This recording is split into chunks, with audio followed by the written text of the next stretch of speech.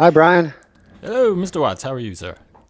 I'm well, and yourself? Fine, thank you. Thank you for joining me Great, man. today. Can you hear me okay? Very good, thank you. Great, fantastic. And I'll start the recording on this side, Awesome. and then I can get a bigger picture of you there. All right. Fantastic. Very good. Well, Yes. thank you so much for joining me today. No, not a problem at all. Looking forward to it. This is definitely the furthest away I've ever recorded an interview. You're halfway around the world. It's amazing, 6 hours time difference, and yet it seems as though we're next door to each other. Isn't that amazing? I've done It calls is. much closer where there's a big delay, but there doesn't seem to be any here today. Very good. No, I've asked all the kids to switch their Wi-Fi stuff off, so we should have a pretty clean line from this side. Beautiful. Well, speaking of beautiful, this is a wonderful whiskey. I'm very impressed with this whiskey. Oh, thank you very much. It's I find it very creamy and very sophisticated, I'd say. Ah, nice. Yeah, that's a new word for it, sophisticated, but I see that as a positive. Absolutely. Well, first, I know nothing about South Africa. Tell us about a little bit about South Africa and how that influences the whiskey. And I see whiskey is spelled without the E in South Africa. That's right. Yeah, well, I mean, as we know, whiskey is actually a generic word. It's the Irish, the Americans who choose predominantly to use the E, and the rest of the world can if they want, but the most of us seem to prefer just the KY. Yeah, it's the choice we made. We're a young whiskey making country. We only started commercially making whiskey here in 1977. In world terms, we are very young. South Africa it's an amazing country. It's quite a large country, but it's a relatively small population, only about 60 million people, and we are situated right down at the southern point of South Africa in the Western Cape, in a beautiful little town called Wellington, which sits at the foot of the Drakensberg Mountains, and yeah, it's predominantly a wine growing area, so it's a strange place to have a whiskey distillery, but yeah, we've made it work here. Yeah, and you've done quite well. And so, what are the influences of the terroir, shall we say, in your area? Water, I'm sure, to begin with. Yeah, well, I mean, we've got a plentiful supply of water. We get winter rainfall in the Cape, and then we have dry summers. But being in a mountainous area, we've got lots of dams, large catchment areas, which feed our rivers through the dry summer months. So we've got plenty of water. Our grain is also, because of the climate here, we've got exceptional grain in South African yellow maize, which is corn, as you people know it in America. And strangely enough, until the mid-1980s, the Scottish industry used to import their maize from South Africa for their grain whiskies in Scotland. Uh, yeah, certain things stopped that, the sanctions which were against South Africa back in those days, and also the formation of the European Economic Community, where the farming regulations or they encourage them to use up the raw materials now within the European Economic Community. Otherwise, they would pay tariffs on the trade. But our grain in South Africa has got a relatively high starch content, around about 62 to 63%, which has got obviously a direct influence then on the amount of alcohol per ton you can produce. Obviously, it's a very warm climate here. Our summer temperatures easily reach 35 to 40 degrees centigrade on a daily basis, which means that we do have a higher than let's say usual angel share, losing approximately 4.5, even to 5% a year, Yeah. depending on On the that. other hand, you can probably age it quicker in the Well, warm climate, that right? is that That's the actually is the trade-off. big advantage. Yeah. Yeah, yeah. I mean, obviously the accountants would like you to lose less, Hmm. but the trade-off is that we do find that at a younger age, our whiskies do portray themselves as being a lot smoother, a lot older, a lot more, yeah, sophisticated, as you mentioned earlier. Yeah. How long will this spend in a barrel? Well, I mean, the legislation for making whiskey in South Africa is almost to the letter the same as what it is in Scotland. So it's a minimum aging period of 3 years before the spirit may even be called whiskey. And then after that, obviously, you can age it as long as you want. The oldest whiskies we've released have been 10-year-old single malts at this stage. But obviously, going forward, we've got plans for other older grain and malt whiskies. What was the choice to use 100% corn, as we call it? Yeah, that was an interesting one because, if you look at the history of whiskey, then grain whiskey predominantly is it's the filler, it's the backbone of the blended whiskies, always seen as maybe the black sheep of the family. The whole romance goes around the malt whiskies. But after 1994, when South Africa had its first democratic elections, and we became a part of the global village again, then some of the iconic brands from around the world started to return to South Africa and to our shelves. And it was quite interesting to see, from your smooth Irish whiskies to your slightly sweeter bourbon style whiskies, which started to come back to South Africa. And also the demographic of the drinker changed from being a predominantly white European male, middle-aged, perceived to be somebody who played golf or bowls. That was the perception of how a whiskey drinker looked. That just changed overnight. All of a sudden, we had a growing black market with disposable income. Their drink of choice is whiskey. They see it as aspirational. They're attracted to these iconic brands. And we looked at that demographic, and we also saw that the drinker had become a little bit younger, and also across the sexes, more younger ladies started to enjoy whiskey as well. And we looked at it. We're talking now back in 1999 when the concept for Bains came about, and we looked at the taste profiles which those people enjoyed, and it was something which is slightly sweeter.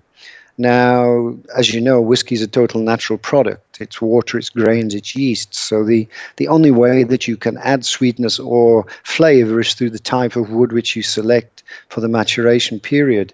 And, we decided that, looking at our amazing country and not having the 500 years of tradition which Scotland and our Northern Hemisphere colleagues have, we respect that tradition, utmost respect for it, but we're not held back by it. We find that being a young whiskey producing nation, we can be quite innovative. So we actually saw back in 99 the opportunity to create a lighter styled whiskey, and by using careful cask selection, make it a little bit sweeter, give the nuances which that market, which was unique to South Africa, enjoyed.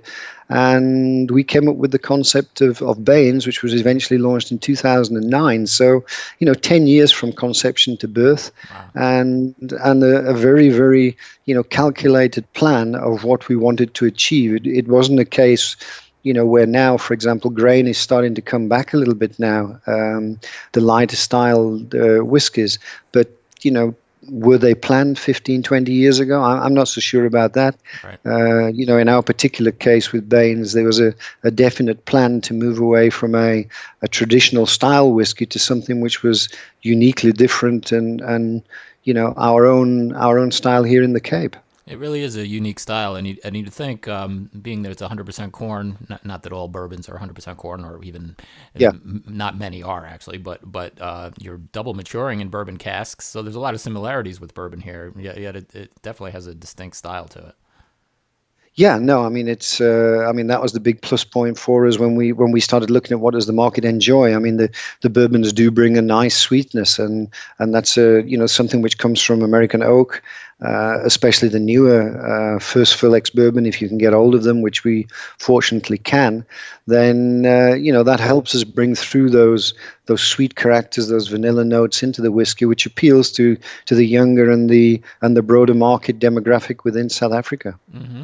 So you say you're double matured in bourbon casks. I assume it must be challenging to get them. If nothing else, it must be expensive to ship them all the way to South Africa. Yeah, the South African rand at the moment against the dollar, the pound, and the euro is taking quite a hammering. Oh. But we've been fortunate over the years. We built up some very good relationships in America with very well-known producers, and we're not in world terms. We are still relatively small in terms of production, so we find that we can still get the supply of the casks. The double maturation, that was something which, way back then, I thought was quite a USP, a unique selling point. And specifically because after the first 3 years in first fill bourbon casks, in other words, a cask which had just been previously used for bourbon, the decision was then to take it out of those casks and to revat again into a new set. So, in producing Bains, we actually buy two sets of casks out of the So States. they're first fill in both cases, huh? First fill in both cases. Wow. So, we're normally in Bains on average is a 5-year-old product, 3 years in first fill, then take it out of that, and then it's an 18 to 30-month second period. And normally when you do a 5-year period, you go 1, 2, 3, 4, 5, each year less extraction. And what we decided to do with Bains was go 1, 2, 3, take it out, put it back again, and go 1, 2 to give us more of that intense vanilla sweetness which you get from the American oak. Beautiful. So, any thoughts of doing any port casks or anything like that in the future, maybe? Yeah, strange enough, we have just under one of our other labels, we've just released South Africa's very first single cask PX finish, Pedro Jimenez finish. It was only 800 bottles. It was one sherry cask which I filled, and those bottles sold out within less than 48 hours. So there's a very educated, even though our country is small, there's a very educated market here who love whiskies from around the world, and specifically are starting to be proudly South African and enjoying our own whiskey.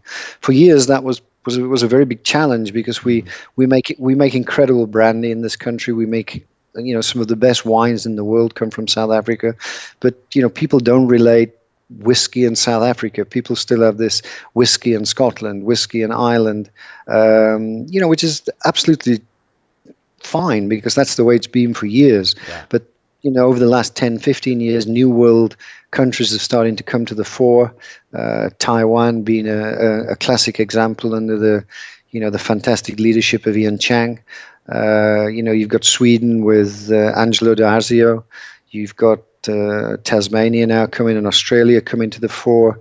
India and Japan, of course. In India and Japan, of course, yeah, they've been around for a while, and so it's now becoming a truly global product. It's not just anymore from one or two specific countries, and also if you look at the international competitions, a lot of these new world whiskies are actually starting to do really well in these competitions. Yeah, absolutely. And I think people are excited to try things from different areas. I mean, me myself, I don't want to just drink Jack Daniels every day. I want to try something from all over the world. And in our country, bourbon's being made in almost every state now, which is fun and interesting. And although there's a lot of consumers that still think it has to be made in Kentucky.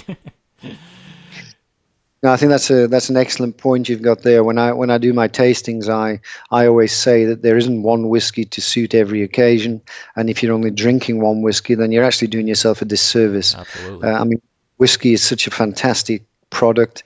The whole fun of whiskey is the journey, the responsible journey through trying different styles of whiskey. Certain moods, certain temperatures, whether it's like today. I mean, it's 8 o'clock at night. It's 85 degrees Fahrenheit outside. You're looking for maybe a long glass, lots of ice, a light styled whiskey, and the mixture of your choice. Traditionally people used to say, you just drink whiskey with water or maybe a dash of ice. I think now, if you look at the market, determines how they drink it. There isn't a right or wrong way, and you're right. The young people, the people who are out there now who are on Twitter, on social media, they're excited about change. They want to see new products. They want to try new products, and yeah, that's that's great for me because I love the innovative part of my business. Yeah, absolutely. Well, yeah, this would make a fantastic old fashioned. I mean, I'd be hard pressed to mix anything in this wonderful glass, but I'm sure it'd make a great old fashioned. I love to do that. Yeah, I love to take, make a cocktail and then vary just one ingredient, whether it be the spirit or something else. I yeah, mean, I bartend. I'm a bartender, and I made margaritas last week with, and I'm like, I'm gonna put some fresh lime juice in there and good yeah, quality ingredients, and we can skimp on the tequila a little bit, but. I tell yeah, you what, the next round they're like, well, what are you gonna do for us, this time? I said, well, let's try the same thing with a better tequila, and what a difference! It was a huge difference. yeah, So yeah, people are looking for great quality cocktails, and it has to be made with great quality yeah. spirits, obviously. Well, we like to think that Baines is we talk about it as being naturally pure, which it is, and we like to think that the perfect serve for Baines is just as you said there. It's Baines with maybe a dash of water. We don't encourage people to go out and make cocktails from it, but I mean, really, that is as you say. I mean, there are times when you want to do that, and there's absolutely nothing wrong with it. I mean, it's how you enjoy the moment. That's what's important. Right, right. Well, yeah, you did win many awards with this whiskey, I see, from all over the world, yeah? Yeah, well, I mean, the whiskey, I mean, obviously in whiskey and spirit terms, it's relatively young. You're talking, just over 6 years old. It was launched in August 2009. It entered its first competitions in 2010. It's taken 6 consecutive gold medals at the International Wine and Spirit Competition held annually in London. In 2013, it walked away with the title of the world's best grain whiskey at the World Whisky Awards in London. Also in that same year, strangely enough, it took double gold at the New York International Spirit Challenge, and the following year in 2014 took gold there as well. So we eagerly anticipate in this year's results to see if we manage to keep that run going. Very nice, very nice. Well, tell us, you're from England originally, and I remember reading somewhere there was an interesting story how you ended up in South Africa. Yeah, no, it's not the normal way of becoming a master distiller. I used to be a professional cricketer. I left school. I followed every kid's dream. Wanted to be a professional soccer player, but I wasn't good enough at soccer, and I finished up playing cricket, which obviously isn't a very popular sport in the United States. But that brought me to South Africa. It took me away from the cold English winter for 6 months. After the 6 months, I returned back to the UK, and I did that for the next 3 years. And each one of those years, I met my wife to be. I fell in love with the country, and I decided to make in late 1984. I decided to make the decision to move from UK, come settle myself here in South Africa, and I'd been given at that stage the opportunity to work with a company called Stellenbosch Farmers Winery, and yeah, that's where it all began. October the 1st, 1984. I entered the liquor industry, and yeah, 31 years later, I'm still here. That's great. But the Baines is a young whiskey, but the distillery's been around for a long time, yeah. The brand has been around. Yeah, Not the Baines brand, well, but the distillery. yeah, yeah, the distillery has actually been around since under the Sedgwick name since 1886, but it was predominantly a brandy distillery up until 1990. In 1986, I got the opportunity to go back to Scotland on an exchange scholarship with Morris and Bowmore Distillers, where I was very fortunate to work at the Glengarry, Auchentoshan, and of course the iconic Bowmore Distillery on the island of Islay. And I also worked under incredible people like Alistair Ross, David Gressick, and of course, everybody knows James McEwen. Those were the characters of the industry. Billy Walker, Ian McMillan, who I met in later years, Robert Fleming, who heads up Glencadam, and Tom and Tal. And that really, I think that was the decision when I decided that this was where my passion really lied. And when I came back to South Africa. The following year, I was sent back again, came back the following year again. And then in 1989, the company asked me if I would if I would take over the managership of our then little whiskey distillery, which was in Stellenbosch, a town about 40 kilometers from here, and along with our technical services department, moved the operations across to Wellington, which was a larger distillery, which was basically redundant at that time. And since 1990, we've made all of our South African whiskies exclusively from this distillery here in Wellington, the James Sedgwick Distillery. And yeah, and it's 130 what now 7 years next year. I'm only the sixth manager of this distillery in that time. That's amazing. Yeah. People come and stick around a while, it sounds like. Yeah, well, it's 25 years for me now. We often joke about it. If I'd have killed my wife, I'd have probably been out of jail by now. But no, it's I wouldn't change a minute of it. It's been an amazing journey. In that time, I've been encouraged to change the distillery, to look at the way we do things. I've had incredible support from our mother company, and yeah, we now in a point where we're really starting now to be in a position where we've got older whiskies maturing, where we can start to release more whiskies, and we can start to get the world to obviously, and not just the world, South Africa itself, to start accepting that we do make pretty decent whiskey here. It's great stuff. Great stuff. I'll tell you what I pick out flavor wise from this whiskey, and then you tell us your usual spiel. I smell a lot of vanilla and toasted marshmallow, cinnamon, brown sugar, and Yeah. but the mouthfeel is just so luscious. It's great. Well, I'm glad you mentioned that, Brian, because I don't normally do a tasting without a little glass in front of me. And yeah, you're right. Again, whiskey is very subjective. I might say smell the pineapple. You might say I get banana. It doesn't make either one of us right or wrong.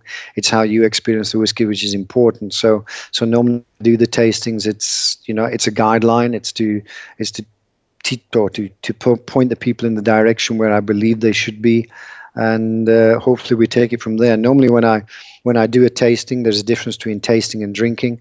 Tasting, I would normally add just a dash of water to the whiskey. Just for the simple reason, creates a little chemical reaction, adds a little bit of heat, and that drives the flavors of the whiskey to the nose of the glass. Yeah, and yeah, you're right. I pick him with this one. I mean, on the nose, you've got that combination of floral, banana, toasted hazelnut, toffee aromas coming through.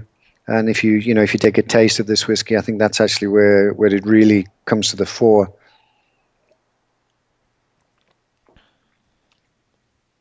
I mean, you have those beautiful balanced vanilla, cocoa butter, light spices, cinnamon, as you mentioned, the sweet undertones coming from the oak casks in which it's been matured. And, the finish is just a nice, long, warm mouthfeel, with, lots of probably coconutty cream, but an exceptionally smooth finish. So I think this is a whiskey which, somebody who's even entering the whiskey market or the whiskey category for the first time would probably enjoy this whiskey, where I know lots of people who've been introduced to whiskey at the smoky, peaty, heavy end of the market, and then they've said, I don't like whiskey, because they think all whiskeys taste like that. But if you start at the right point, and I'm not saying Bains in any way is a beginner whiskey, but it has just got those flavors which attract people who probably have been drinking sweeter drinks or drinks with mixers in the past. Absolutely, I agree with that 100%. It's it wouldn't scare anybody off, but it's sophisticated at the same time. That was my first description of sophistication. Right. Well, this was so much fun. It was a pleasure to meet you, sir. I wish I could have met you at Whiskey Fest. You were at Whiskey Fest in New York recently, yeah? Yeah, I was unfortunate. I didn't make that one, but hopefully next year. Oh, okay. No. I'm going to be I will be in New York. I think I arrive on the 16th of November for a while. So maybe, who knows? Maybe we get the opportunity to meet up and have a glass of Bains in New York City. That would be great. Well, Andy, it was a pleasure. Thank you so much for your time, and I look forward to staying in touch. Thank you, Brian. Thanks a lot. Cheers. Enjoy the rest of your day there. Thank you. Bye-bye. Same to you. Bye now. Bye.